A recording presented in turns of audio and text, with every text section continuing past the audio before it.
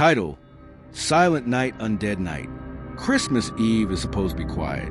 Snow falling, lights glowing, families asleep with full stomachs and warm hearts. That's why no one noticed the screaming at first. It started in a small town wrapped in tinsel and fake cheer. Every house was decorated.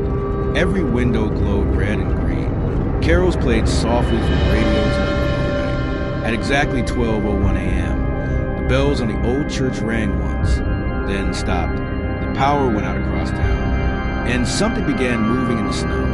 At the hospital on Pine Street, a nurse named Emily was finishing the night shift when the emergency doors slammed open. A man stumbled inside wearing a Santa suit, soaked in blood. He collapsed.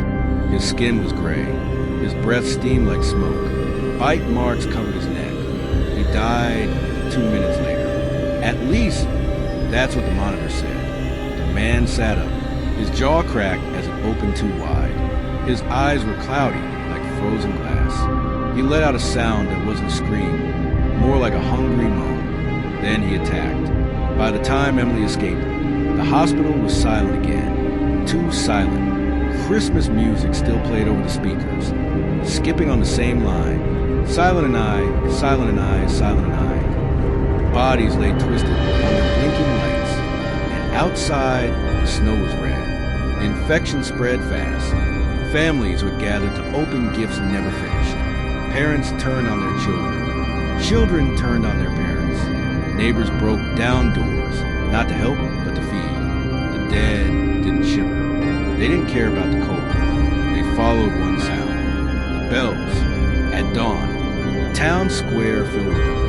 Zombies wearing pajamas. Zombies in ugly sweaters. Zombies dragging wrapping paper. And strings of lights behind them like decorations. In the center stood the Christmas tree. Still glowing. Emily hid in a toy store, watching through glass as the dead gathered. She realized something horrible. They weren't wandering. They were waiting. At 6 a.m., the church bells rang again, and the zombies turned toward the houses. That's when Emily understood. The bells weren't a warning. They were a signal. Every year, every town, Christmas was never about giving. It was about gathering. As the sun rose, the last radio broadcast crackled to life. If you can hear this, stay quiet. Do not answer the door. They remember your voice. Outside, something knocked gently, 3 times. Then a familiar voice whispered, "Open up, it's Christmas."